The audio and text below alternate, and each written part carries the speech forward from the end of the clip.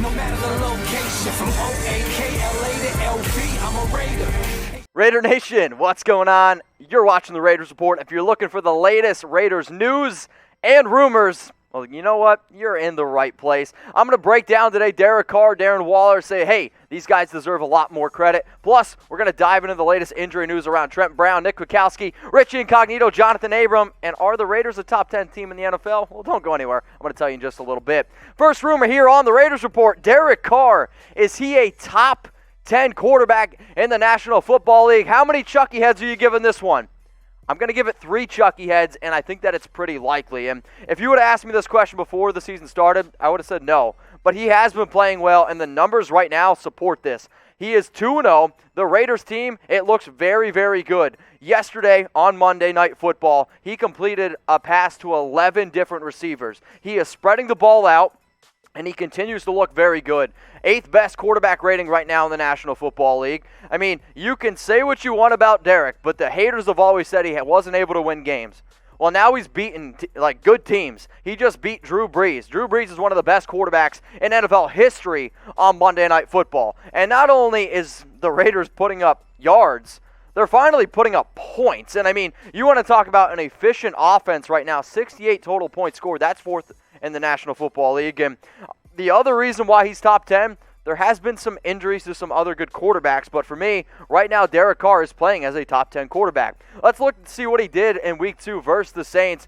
282 yards, 3 touchdowns. That's pretty solid. From a 2020 standpoint, 73.5% completion percentage. That would be a career high for Derek. And you guys know that I like stats, so I'm going to have a little bit of fun here. If Derek ends up finishing the season with 0 interceptions, I'm going to drink 100 beers in 6 minutes. That's all I'm saying. So you know what? Let's have some fun here. A 16-game pace, 4,168 yards, 32 touchdowns, 0 interceptions. I kid, but I do at least want you to look at completions and attempts and passing yards because I think those numbers are on track for what he's going to finish with. Plus touchdowns, hey, if he can throw for 32, that's right there with his career high.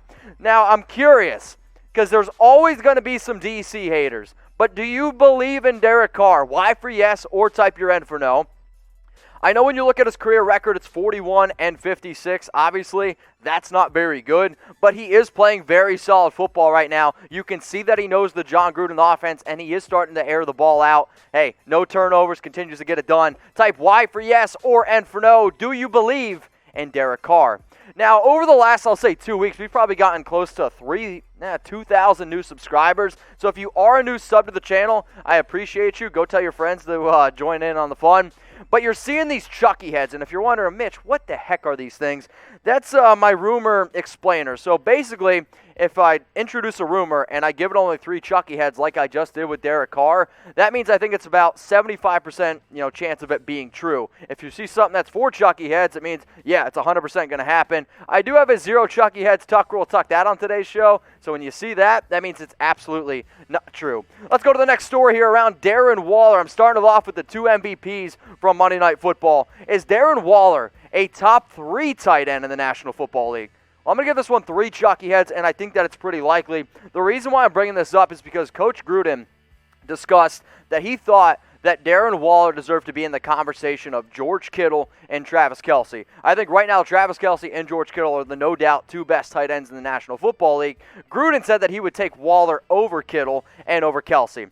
I'm not going to go that far because I still think that Kittle and Kelce are in a league of their own, not the movie, but literally in a league of their own. Now, the other thing that Darren Waller deserves a lot more credit for is his ability to block. And yesterday on Monday Night Football, he was just insane. Like, when you get 16 targets as a tight end and no other player on your team gets more than 4, yeah, you're the focal point of the offense there. So let's also look, though, at what he's done this season, and then I'm going to break down his 2020 pace, which is just absolutely insane. Darren Waller is great, but there are some other tight ends out there. Like, yes, Austin Hooper's not putting up the numbers, but he's pretty solid. You also got Mark Andrews as well. Plus, I'm going to throw out the name like Zach Ertz, pretty solid. But for me, Darren Waller definitely deserves to be in that top 3 discussion because he can catch, but he can also block. Let's look, though, at his 16-game pace. Now, I'm not going to sit here and say, look at the targets and receptions. That's ridiculously high. But Yards and touchdowns, this is a realistic expectation of what you could expect from a player like Waller, who last season had 1,145 yards, had only 3 touchdowns last year. If he continues to get a heavy target share in this offense, an offense that is moving the football very well, it would not surprise me to see him have 8 touchdowns. Earlier on in the season, though, I predicted him to have 6. If you're a diehard Raider fan and you're looking for non-stop Raiders coverage all season long, all you got to do to make sure that you know everything there is to know about the Raiders is click that big red button that says subscribe. It's literally right underneath the video. Or if for some reason you can't find the subscribe button, if you're watching this live, you can also click the link that is in the comments section below. Or one more step, you can go to youtube.com/Raiders Report. I promise you we're going to be keeping you up to date on everything you need to know about the Las Vegas Raiders. Let's talk about Trent Brown, shall we? Who wants to talk about Trent? Is he playing in Week 3? Honestly, I don't know. I don't know what to expect from Trent Brown, so I'm going to give it 2 chalky heads. People are talking. I've heard from multiple people last week, oh, he's going to play. And then I'm also like, well, I'm seeing all the rumors around Trent Brown not wanting to be a player, and am I the only person that saw Brown yesterday pouting like a little baby on the sidelines? And I've had some people who are like, Mitch, you shouldn't be so hard on Trent Brown. I'm sorry. You're making $21.5 million, and basically since you've signed your 4-year, $66 million contract, Brown has played in 10-plus snaps in only 10 of 18 games. And you want another stat? The Raiders have actually been better without Trent Brown on the football field. So, Brown, if you want to remain a Raider, if you want to continue to be in the silver and black, you better step up and get it done, because what you're doing right now is very, very frustrating. So let me know, man, because I'm not 100% sure. Will Trent Brown play in Week 3? Give me a 1 for yes, or I want you to type 2 for no.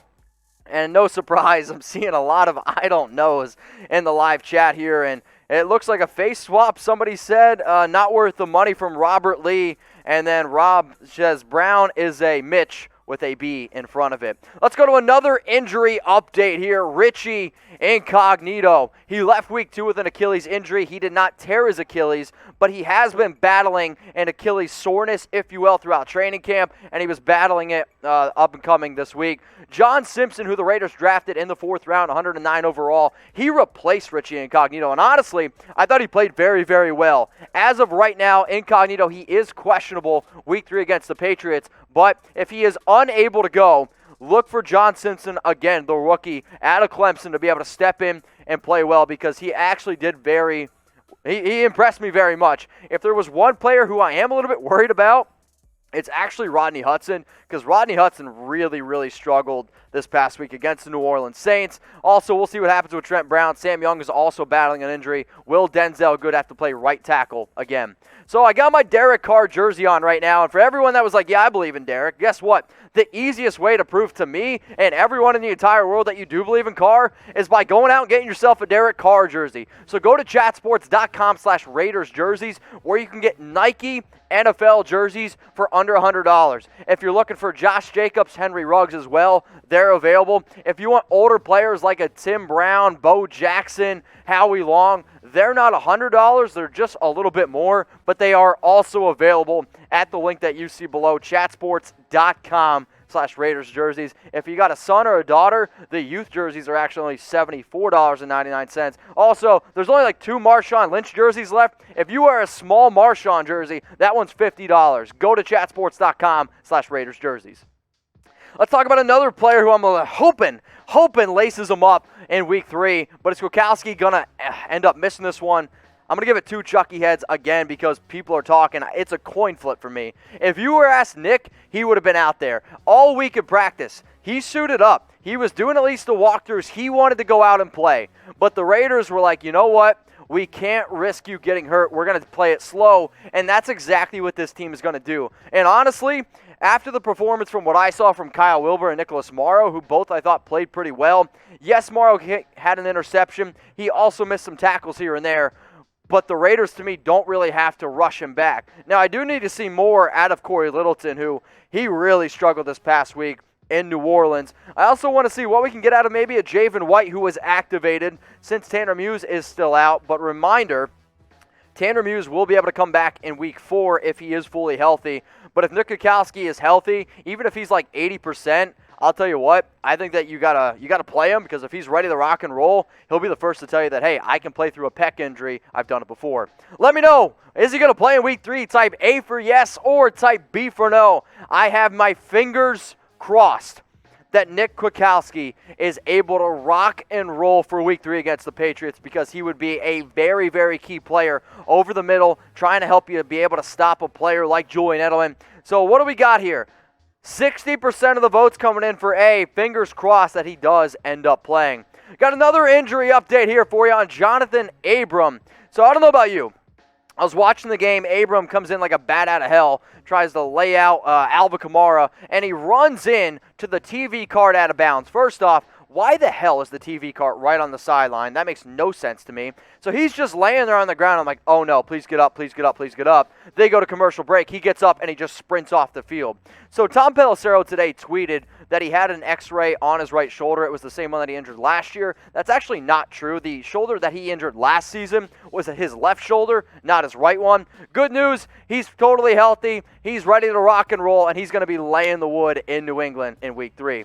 Next thing we're getting into, some NFL power rankings. Chat Sports broke down, and they ranked all the teams. I was included in it. I said that really weird, but yes, we did NFL power rankings at Chat Sports. And I was like, you know what? If the Raiders aren't a top 10 NFL team, I don't even know if I'm going to come into work tomorrow. Luckily, they are. That one's for Chucky Heads. Believe it, baby. A team that made probably the biggest jump from our week 1 to our week 2 power rankings. Probably the Las Vegas Raiders. Last week, they were ranked 18, and they go in, they take care of business against the New Orleans Saints. And honestly, pretty respectable fashion, because as soon as New Orleans went up, like 17-7, I don't know. I said some Hail Marys, maybe an Our Father, and then luckily they go on a 24-0 run and really shut up Drew Brees and that entire offense. But bottom line is this. I wanted to be able to show you where the Raiders ranked, because they are number 9 in our rankings. But how does that compare to the AFC West here? So the Chiefs, they got bumped. Last week they were number 1. This week we put the Ravens at number 1 because we thought that they've just played better through 2 weeks. But the Chargers probably should have beat the Chiefs if it wasn't for a bad Justin Herbert interception. And then the Broncos. The Broncos right now, no Drew Lock, not very good here. So where would you rank the Raiders after week 2? From 1 to 32, okay? So throw it in the comments. We put them at number 9. I also put the Raiders at number 9. And if you're wondering where that maybe ranks amongst some other teams as well, we had the Patriots at number 11, the Rams at 10, the Titans at 8, the Steelers at 7. So please go check out the video. It's on our YouTube channel, youtube.com/chatsportstv.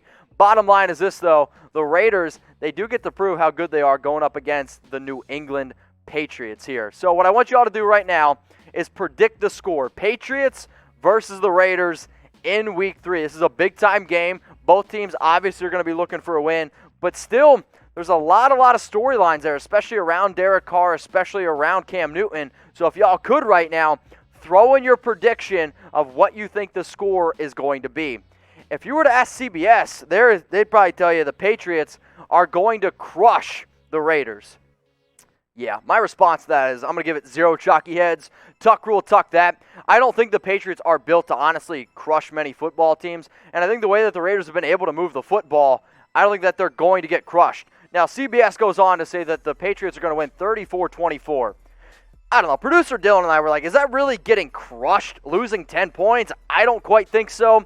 The favorites in this one is New England by 6 points. Derek Carr, 0-2 all-time against New England. But again, that Tom Brady guy, he's not really there. But are the Patriots going to crush the Raiders? Nah, man. That one's 0 chalky heads. Tuck rule, tuck that.